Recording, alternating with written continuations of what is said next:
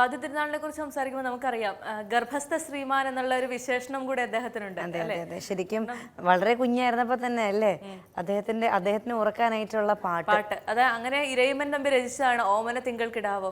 എല്ലാ കുഞ്ഞുങ്ങളും അമ്മമാർ ഒരിക്കലെങ്കിലും പാടിക്കൊടുത്തിട്ടുള്ള ഒരു താരാട്ട് പാട്ടാണ് അതല്ലേ. കേൾക്കുമ്പോ എന്താ എല്ലാ കുട്ടിക്കും നമുക്ക് മനോഹരമായ പാട്ടുകാരല്ലെങ്കിൽ കൂടി ആ പാട്ടിനൊരു പ്രത്യേക പാടാനുള്ള ഒരു അതെ അത് ശരിക്കും ഇത്രയും മനോഹരമായ താരാട്ട് പാട്ട് കേട്ട് വളർന്നത് കൊണ്ടായിരിക്കാം സംഗീതത്തിലെ വലിയൊരു കഴിവ് അദ്ദേഹത്തിനുണ്ടായത് അല്ലേ. മികച്ച സംഗീതജ്ഞനായി കർണാടക സംഗീതത്തിലാണെങ്കിലും ഹിന്ദുസ്ഥാനിയിലാണെങ്കിലും ഒരേപോലെ പ്രാഗൽഭ്യം തെളിയിച്ച ഒരു സംഗീതജ്ഞനാണ്. അപ്പോൾ ശരിക്കും സ്വാതിനാളുടെ കൃതികൾ നമുക്ക് എങ്ങനെ പെട്ടെന്ന് മനസ്സിലാക്കാം എന്ന് പറഞ്ഞാൽ അദ്ദേഹം ഒരു വലിയ പത്മനാഭ ഭക്തനായുണ്ട്. അദ്ദേഹത്തിൻ്റെ സിഗ്നേച്ചർ ഇടുമായിരുന്നു പതുമനാഭ എന്ന് അദ്ദേഹത്തിൻ്റെ കൃതികളിൽ അദ്ദേഹം ചേർക്കുമ്പോൾ ശരിക്കും ഇപ്പോൾ പഴയ സ്ക്രിപ്റ്റുകൾ എടുത്ത് നോക്കുമ്പോൾ നമുക്ക് പലപ്പോഴും ആരെഴുതിയതാണ്, ത്യാഗരാജസ്വാമിയാണോ മുത്തുസ്വാമിയാണോ ശ്യാമശാസ്ത്രികളാണോ സ്വാതിനാളാണോ എന്നൊരു കൺഫ്യൂഷൻ വരുമ്പോൾ നമുക്ക് ഈ ഒരു പത്മനാഭ എന്നുള്ള സിഗ്നേച്ചർ വെച്ച് നമുക്ക് മനസ്സിലാക്കാൻ കഴിയും അത് സ്വാതികൃതിയാണ് എന്നുള്ളത്.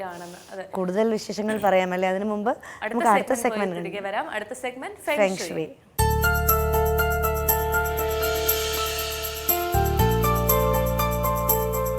നമസ്കാരം, ഫെങ്ഷയിലേക്ക് സ്വാഗതം. ഫെങ്ഷയെക്കുറിച്ചുള്ള നമ്മുടെ സംശയങ്ങളും മറ്റും നിവാരണം നൽകുവാൻ ഇന്ന് നമ്മോടൊപ്പം ഉള്ളത് തേജസ് ഫെങ്ഷയി ഡയറക്ടർ ഡോക്ടർ ഷാജി കെ നായരാണ്. നമുക്ക് അദ്ദേഹത്തെ സ്വാഗതം ചെയ്യാം. സ്വാഗതം സർ. ഇന്നൊരു കത്താണ്. സർ, ഞാൻ ഷാർജയിൽ നിന്നാണ്. എനിക്ക് 2 വർഷമായി ജോലിയിൽ കുറച്ച് പ്രശ്നങ്ങളാണ്. ഞാൻ താമസിക്കുന്ന ഫ്ലാറ്റിൻ്റെ ഓപ്പോസിറ്റ് മറ്റൊരു ഫ്ലാറ്റിൻ്റെ വാതിലാണ്. 2 ഫ്ലാറ്റിൻ്റെയും ഡോർ ഫേസ് ടു ഫേസ് ആണ്. അതുകൊണ്ടാണ് എനിക്ക് പ്രശ്നങ്ങൾ. അതോ നാട്ടിലെ വീടിൻ്റെ എന്തെങ്കിലും കുഴപ്പം കൊണ്ടാണോ? നാട്ടിലെ വീട് തിരുവല്ലയിലാണ്. വീടിൻ്റെ ഡയറക്ഷൻ സൗത്ത്. ഞാൻ സാറിൻ്റെ ഒത്തിരി പ്രോഗ്രാംസൊക്കെ കാണാറുണ്ട്. അതുകൊണ്ടാണ് ഈ കത്ത് എഴുതിയത്. ഇതിന് വ്യക്തമായൊരു മറുപടി നൽകുമെന്ന് പ്രതീക്ഷിക്കുന്നു. സാധാരണ ഇങ്ങനെയുള്ള കത്തുകൾ വരുമ്പോൾ ആർക്കെങ്കിലും എന്തെങ്കിലും അറിയണമെങ്കിൽ ഒന്നെങ്കിൽ ഫോൺ ചെയ്ത് വിശദമായിട്ട് പറഞ്ഞു തന്നാൽ നമ്മൾ അതിന് മറുപടി തരാം. പ്ലാനൊക്കെ കൃത്യമായിട്ട് അയച്ചു തരണം. അയച്ചു തരാതിരുന്നു കഴിഞ്ഞാൽ നമുക്കതിന് ബുദ്ധിമുട്ടുണ്ടാവും. ഇപ്പം കത്തെഴുതിയില്ലെങ്കിലും വാട്സാപ്പിൽ അയച്ചു തന്നാൽ ഞങ്ങളതിൽ കത്തിലോട്ട് ഞങ്ങൾ ആക്കിക്കോളാം. അതിനകത്ത് അവരുടെ ഒരു സംശയമാണ്. കാരണം ഫ്ലാറ്റിൻ്റെ ഡോറുകൾ ഫേസ് ടു ഫേസ് ആയാൽ, ഇത് മാത്രമല്ല പല ആൾക്കാരും വിളിച്ച് ചോദിക്കാറുള്ളതാണ്. വാസ്തുവിനെ നമ്മൾ നോക്കുമ്പോൾ, ഫ്ലാറ്റുകളിൽ നമ്മൾ വാസ്തു നോക്കുമ്പോൾ അതിൻ്റെ മെയിനായിട്ട് നമ്മൾ നോക്കുമ്പോൾ വാതിലല്ല നമ്മൾ നോക്കാറ്, ഏറ്റവും വലിയ എൻട്രൻസ്. വാതിൽ എപ്പോഴും ഒരു ഫ്ലാറ്റിൽ നമ്മൾ പോകുമ്പോൾ ശ്രദ്ധിക്കേണ്ടത് ഒരു ഇടനാഴിയിൽ കൂടെ നമ്മൾ അങ്ങോട്ട് പോയതിനു ശേഷം ഫ്ലാറ്റിനകത്തോട്ട് കയറാൻ പറ്റും. അതിനകത്തൂടെ എനർജി അല്ലെങ്കിൽ ഒരു എയർ സർക്കുലേഷൻ വളരെ കുറച്ചേ അതിനകത്ത് ഉണ്ടാകത്തുള്ളൂ. എന്നാൽ ഞാൻ പല എപ്പിസോഡിലും പറഞ്ഞിട്ടുണ്ട്, നമ്മുടെ ഒരു വീടിൻ്റെ പ്രധാന വാതിൽ എന്ന് പറയുന്നത് കാൽക്കുലേറ്റ് ചെയ്യുന്നത് എങ്ങനെയാണ്? ഏറ്റവും കൂടുതൽ എനർജി വീട്ടിനകത്തോട്ട് കടന്നു വരുന്ന വഴി ഏതാണോ അതാണ് ആ വീടിൻ്റെ എൻട്രൻസ്. അപ്പോൾ ഫ്ലാറ്റുകളിൽ ഏറ്റവും വലിയ ബാൽക്കണി അല്ലെങ്കിൽ ഏറ്റവും വലിയ വിൻഡോ, അവരുടെ ഏറ്റവും വലിയ ജനൽ, ഫ്ലാറ്റുകളിലൊക്കെ അങ്ങനെയാണ്, ബാൽക്കണിയിലോട്ട് ഓപ്പൺ ചെയ്യുന്ന ഇതായിരിക്കും ഉണ്ടാകുന്നത്. അതിൻ്റെ ഡയറക്ഷനാണ് എടുക്കേണ്ടത്. അതെടുത്ത് നോക്കുമ്പോൾ, അല്ലാതെ ഫ്ലാറ്റിൽ നിന്ന് പുറത്തോട്ട് ഇറങ്ങിക്കഴിഞ്ഞാൽ തൊട്ട് ഫ്രണ്ടിൽ വേറൊരു വീടിൻ്റെ ഡോറാണെന്ന് പറഞ്ഞുകൊണ്ട് ഒരു പ്രോബ്ലവും ഇല്ല. നമ്മളത് കാൽക്കുലേറ്റ് ചെയ്യേണ്ടത്. അപ്പോൾ അതിലേറ്റവും നല്ല എൻട്രൻസ് ഏതാണെന്ന് നോക്കിയതിന് ശേഷം അതിനനുസരിച്ച് കാൽക്കുലേറ്റ് ചെയ്തെടുക്കാറുണ്ട്. പിന്നെ ഫ്ലാറ്റിൻ്റെ ഡോറ് തുറക്കുമ്പോൾ താഴോട്ടുള്ള വഴികളാണെങ്കിൽ, അതായത് സ്റ്റെയറോ ലിഫ്റ്റോ ഒക്കെ ആണെങ്കിൽ അതിൽ എനർജി പാസിങ് ഉണ്ടാവാൻ ചാൻസ് കൂടുതലാണ്. അത് നമ്മൾ കാൽക്കുലേറ്റ് ചെയ്യും. കാരണം ഫ്ലാറ്റിൽ നിന്ന് ഡോർ തുറന്ന് പുറത്തോട്ട് ഇറങ്ങുമ്പോൾ ഒരു സ്റ്റെപ്പ് താഴോട്ടാണെങ്കിലോ അല്ലെങ്കിൽ മുകളിലോട്ടാണെങ്കിലോ അതിന് എനർജി ഫ്ലോയ്ക്ക് വ്യത്യാസം ഉണ്ടാകും. അതേപോലെ തന്നെ ഒരു ലിഫ്റ്റിൻ്റെ ഇതാണെങ്കിൽ അതിനും ആ ലിഫ്റ്റ് വരുമ്പോൾ ഒരു എയർ സർക്കുലേഷൻ അവിടെ നടക്കുന്നുണ്ട്. തികച്ചും സയൻറ്റിഫിക്കായിട്ടാണ് നമ്മൾ നോക്കേണ്ടത്. ഒരു എയർ സർക്കുലേഷൻ നടക്കുമ്പോൾ നമ്മുടെ എനർജിക്ക് വ്യത്യാസം ഉണ്ടാവാൻ ചാൻസ് ഉണ്ട്. അതുകൊണ്ട് ഡയറക്റ്റ് സ്ട്രെയിറ്റ് ആയിട്ട് ഡോർ ഇരുന്നെന്ന് പറഞ്ഞുകൊണ്ട് നമ്മളെപ്പോഴും ഫ്ലാറ്റുകളുടെ ഡോറൊന്നും ആരും തുറന്നിട്ടിട്ടിരിക്കാറില്ല, എപ്പോഴും ഫുൾ ക്ലോസ്ഡ് ആണ്. ഇപ്പം ഇതേപോലെ വലിയ ബാൽക്കണിയൊക്കെ തുറന്നിട്ടിട്ടുള്ളെങ്കിൽ അത് മാത്രം നമ്മൾ നോക്കിയാൽ മതി. ഇവർക്ക് ഫ്ലാറ്റിൻ്റെ പ്രശ്നം അല്ല എന്ന് വേണം നമുക്ക് അതിൽ നിന്ന് പറയാൻ. രണ്ടാമത്, നാട്ടിലത്തെ വീടിൻ്റെ ഡയറക്ഷൻ സൗത്താണ് അല്ലേ, സൗത്താണെന്നാണ് പറഞ്ഞിട്ടുള്ളത്. തിരുവല്ലയിലാണ് അല്ലേ, തിരുവല്ലയിൽ നിന്നല്ലേ പറഞ്ഞിട്ടുള്ളത്, വീട് തിരുവല്ലയിലാണ്, സൗത്താണ് ഡയറക്ഷൻ. ചിലപ്പം അവിടുത്തെ പ്രോബ്ലം ആയിരിക്കാം ഇദ്ദേഹത്തിന് അല്ലെങ്കിൽ ഈ മാഡത്തിന് എഫക്റ്റ് ചെയ്തുകൊണ്ടിരിക്കുന്നത്. ശരിക്കും പല ആൾക്കാരും നാട്ടിൽ വീടൊക്കെ വച്ചതിന് ശേഷം അത് അടച്ചിട്ടിട്ട് ഒക്കെയാണ് ഗൾഫിലൊക്കെ പോവാറ്. ഇത് നമ്മളെപ്പോഴും ശ്രദ്ധിക്കേണ്ട ഒരു കാര്യമാണ്. ഒരു വീട് 41 ദിവസത്തിന് കൂടുതലായിട്ട് അടച്ചിട്ട് കഴിഞ്ഞാൽ അതിനകത്ത് നെഗറ്റീവ് എനർജി ഉണ്ടാകും. അതൊരു മണ്ഡല കാലമാണ്. ഈ 41 കാൽക്കുലേറ്റിന് എന്താണെന്നുള്ള കാര്യം വരും എപ്പിസോഡിൽ ഞാൻ പറഞ്ഞു തരാം. 41 ദിവസവും അതിൽ കൂടുതലോ അടച്ചിടുന്ന ഒരു വീടായിരുന്നാലും നമ്മളൊരു ഓഫീസായിരുന്നാലും എന്തായിരുന്നാലും അതിൽ ഹൈലി നെഗറ്റീവ് എനർജി ഉണ്ടാവാൻ ചാൻസ് കൂടുതലാണ്. കൃത്യമായിട്ട് സാധാരണ രീതിയിലൊരു പ്രാർത്ഥനയോ അല്ലെങ്കിൽ ഇതൊക്കെ കഴിഞ്ഞിട്ടായിരിക്കും നമ്മളൊരു വീട്ടിലോട്ട് കയറുന്നത്. അങ്ങനെ പ്രാർത്ഥിച്ച് അല്ലെങ്കിൽ നല്ലൊരു ഹോമോ കാര്യങ്ങളൊക്കെ നടത്തിയിട്ട് കയറുന്ന ആ വീട് ക്ലോസ് ചെയ്തിട്ട് കഴിഞ്ഞാൽ നമുക്ക് അതിനകത്ത് നമ്മൾ ക്രിയേറ്റ് ചെയ്തിരിക്കുന്ന ആ ഒരു പോസിറ്റീവ് എനർജി ലോസായി അവിടെ ഓൾറെഡി നെഗറ്റീവ് വരാൻ ചാൻസാണ്. അതാണ് പല ആൾക്കാർക്കും ഗൾഫിൽ പോകുന്ന ആൾക്കാർക്ക് ഉണ്ടാകുന്ന ഒരു പ്രശ്നം. സ്വന്തം വീട് വലിയ വീടൊക്കെ വെച്ച് റെഡിയാക്കി നല്ല രീതിയിൽ ചെയ്ത് അവരെവിടെയായിട്ടൊരു ലോക്ക് ചെയ്തിട്ട് അങ്ങ് പോകും. ലോക്ക് ചെയ്തിട്ട് പോകുമ്പോൾ എന്താ സംഭവിക്കുക?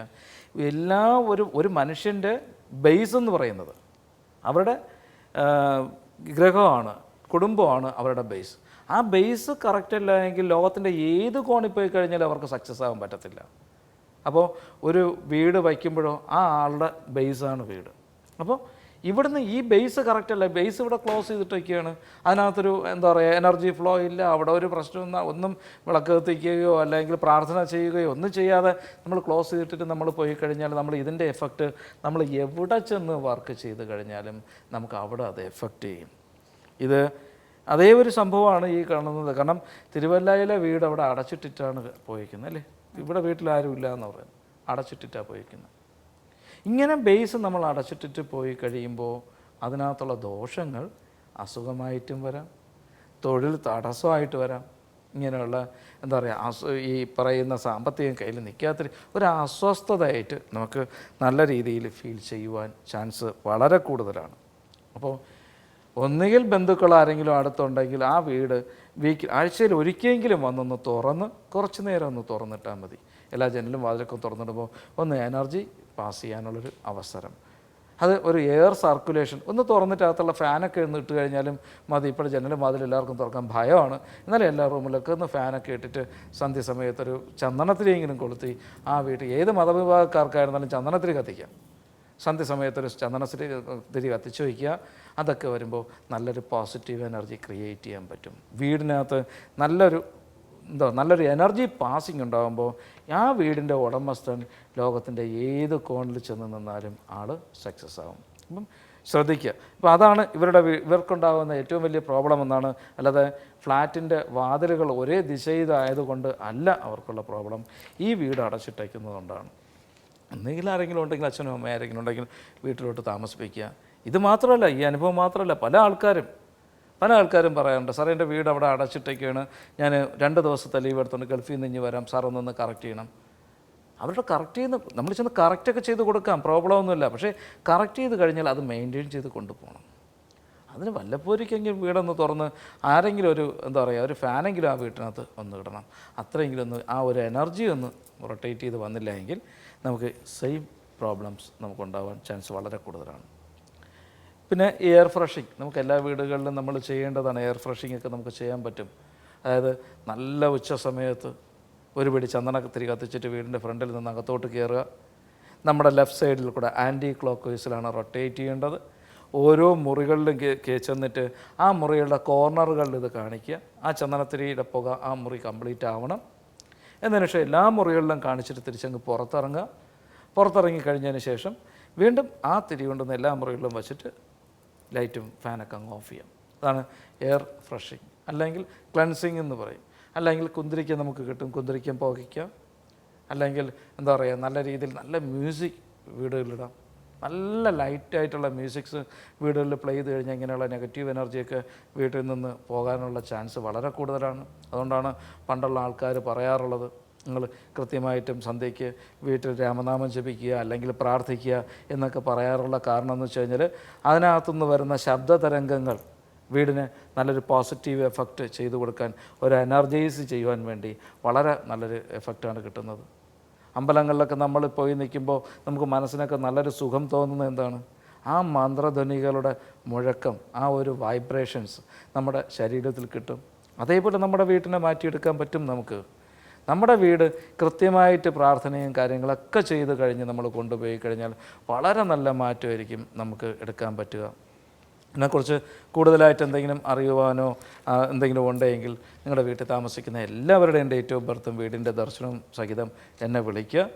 ഡയറക്റ്റ് കാണണമെന്ന് താല്പര്യമുള്ളവർ ഞായർ, തിങ്കൾ, ചൊവ്വ എന്നീ ദിവസങ്ങളിൽ ട്രിവാൻഡ്രത്തെ വെഞ്ഞാറമൂട് ഇലഞ്ഞിക്കാവ് ചാമുണ്ഡി ദേവി കുബേര ക്ഷേത്രത്തിൽ ഞാനുണ്ടാവും.